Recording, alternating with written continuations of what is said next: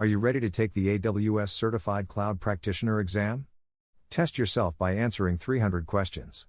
This course is in the form of practice tests and consists of 300 questions that may appear during the AWS Certified Cloud Practitioner exam. Some questions are self-explanatory. Where necessary, explanations are added to the questions. This course allows you to confirm your proficiency and give you the confidence you need to earn AWS Certified Cloud Practitioner certification. This course consists of 5 practice tests. Each test has a time limit. The required score for each practice test is 70% correct answers.